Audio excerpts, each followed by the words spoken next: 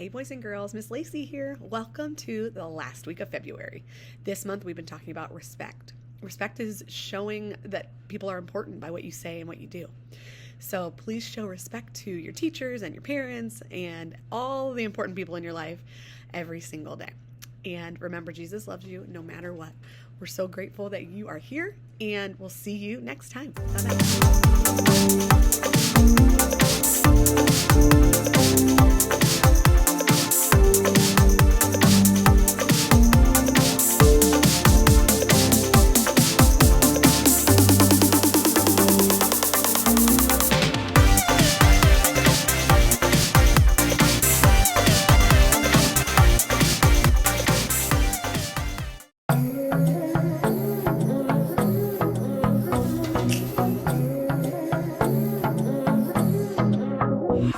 Got a rhythm in my heart and in my soul.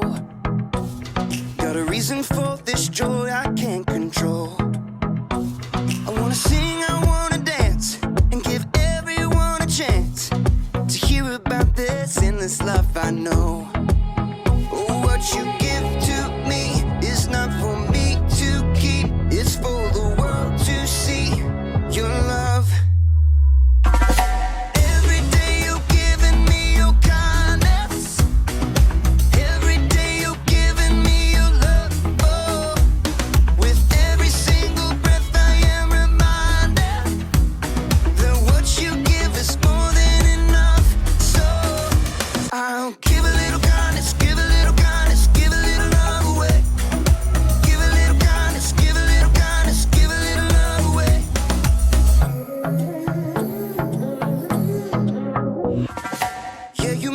Shine, you make me glow. You pick me up when I am feeling low. I wanna sing, I wanna dance, and give everyone a chance to hear about this endless love I know. Oh, what you give to me is not for me to keep. It's for the world to see your love.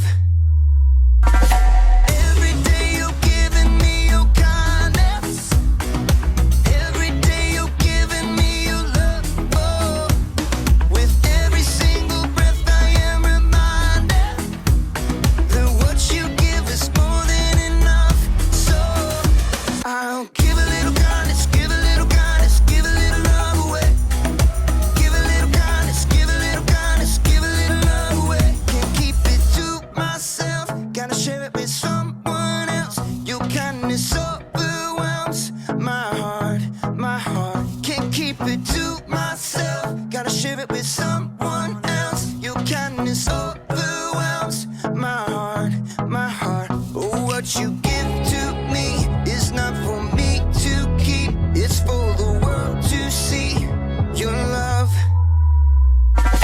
Every day you're giving me your kindness. Every day you're giving me your love. Oh, with every single breath I am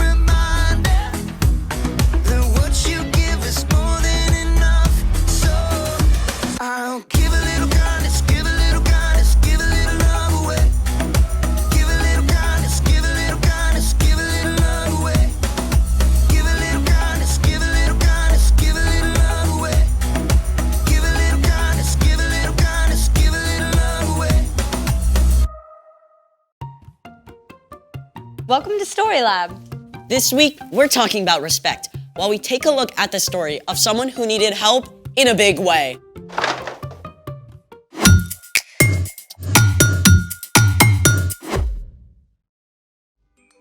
Hey, I'm Skylar. And I'm Sebastian, We're talking about respect. which is showing others that they are important by what you say and do. In today's story, we're gonna hear about someone with complete power to do impossible things. So, I thought we should try something impossible. But if it's impossible, then we can't do it. This is just for fun. And if we can do it, then it's not impossible. Okay, seemingly impossible. Great, let's try it. Actually, I made a whole list of impossible things. What's the first one? Number 1, it is impossible to lick your own elbow. What? I could totally do that. baby. I concede. Number 2. It is impossible to sneeze with your eyes open. Achoo! Did it. No, you have to sneeze for real. Here, try this.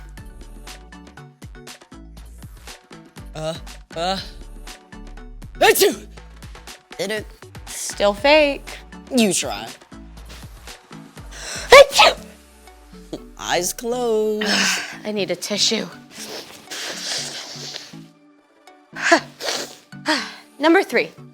It is impossible to fold a paper in half more than 8 times. What if it's a really big paper? Okay, all right. Let's go from that side to that side. Go, go, go. Okay, I'll stay on this side and then we'll come together. Get over there. Yeah, that side, that side. Okay. Okay. Ready? 1. Okay. Okay, this is 1. Remember, keep 1. track. Is it straight? Fold it. Let's fold it down.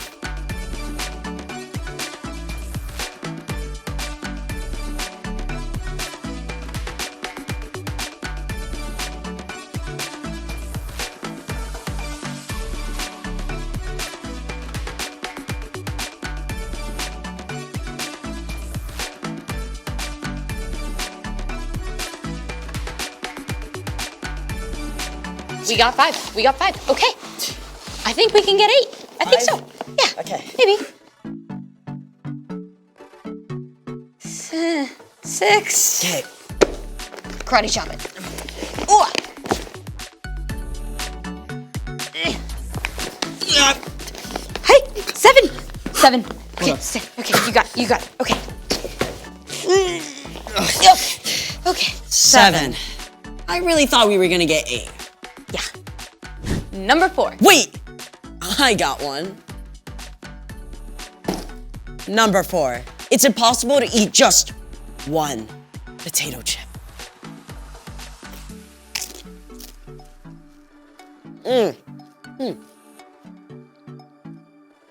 Delicious.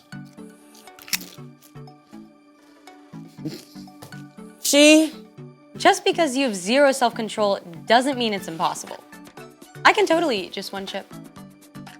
Here. These aren't even really that great. I mean, they're not even potato. They're like mushed corn, rice, and chemicals all toasted up and sampled out.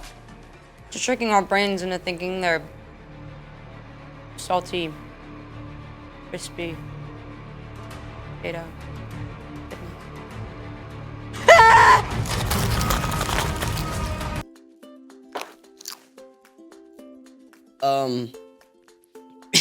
Is that all? I got one more. What is it? You know how people say you're walking on eggshells around somebody? Yeah? Walking on eggshells is a phrase that means to be very careful not to upset someone. You think it's possible to walk on eggshells without cracking them? Look how thin that is. Definitely impossible. But you get to do it anyway. Wait, what? You get to walk on eggs. Let's try it. I don't know about this. Okay, stand here in front of the egg cartons. Now, what now? Just step up on them. Just walk? Well, carefully. Here goes an omelet. Got it. The curved arch of the eggshell distributes pressure evenly all over the egg rather than concentrating it on one point. That's why engineers even use arches in designing buildings and bridges. How do you feel? Sorta invincible. Just like this egg. That's exceptional. It's time for... The story before the story. Today, we're in Matthew, the first book in the New Testament. But before Matthew, in the very beginning, out of a deep, deep love, God made an amazing world. But when people turned away from God, the world was broken. God made a plan to draw people back into relationship. So at the right time, God sent a tiny baby to be born in the small town of Bethlehem, God's very own son, Jesus. When Jesus grew up, he began to travel from town to town, teaching and healing. and the town of Capernaum was like his home base. Everyone there knew about him. Not just the Jewish people, but the Romans too. Which is where our story starts. We're ready. Hey everyone, I'm Erica. Hey, Erica. Now, one of those Romans who knew about Jesus was a Roman centurion. This man was important. He commanded at least 100 soldiers who did exactly as ordered with no question. Forward! March! And halt! You there! Get me a fig and walnut sandwich at once! Yes, sir. With extra goat cheese! Right away, sir.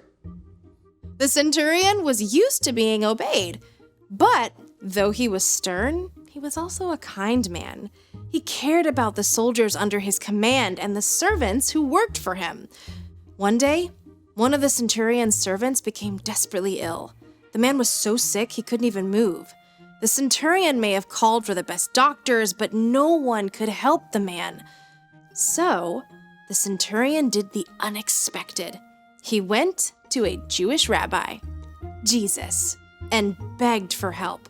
Lord, my servant lies at home and can't move. He's suffering terribly. Shall I come and heal him? Now you have to understand, going to the home of a non-Jewish person would make Jesus unclean. It was completely against Jewish custom, but Jesus cared more about the sick man than what people might say. It turned out the centurion did not ask Jesus to come to his home. Instead, he said, Lord, I am not good enough to have you come into my house. But just say the word and my servant will be healed. I myself am a man under authority. And I have soldiers who obey my orders. I tell this one go and he goes. I tell that one come and he comes. The centurion knew exactly how true authority works. He knew that when he gave a command, he spoke with the power of the Roman emperor, and it would be carried out instantly. And he believed that Jesus' power and authority were so great that all Jesus had to do was speak a word from anywhere, and the servant would be healed. And you know what? The centurion was right. Jesus turned to the crowd around him and said, What I'm about to tell you is true. In Israel, I have not found anyone whose faith is so strong. Jesus made it clear that anyone who has faith can be a part of God's kingdom, not just people who come from the right background. Then, Jesus turned to the centurion and spoke the very word the man had hoped to hear. Go. It will be done just as you believed it would. Filled with joy, the centurion raced home, and sure enough, his servant ran out to greet him, completely whole and healed, just as Jesus had said. The end. Wow, I mean, like, remote control healing? The centurion really got it.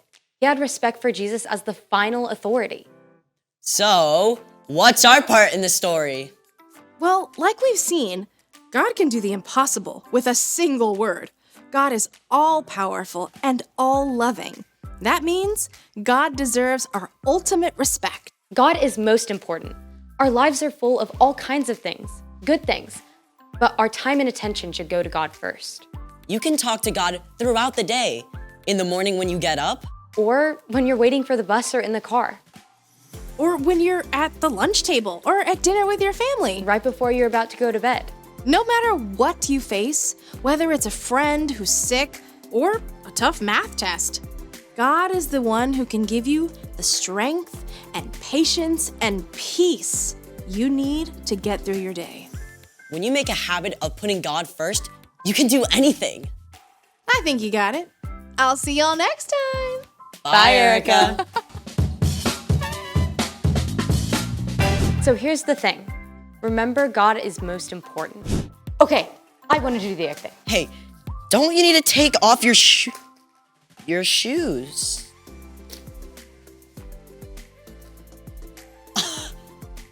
Not too bad.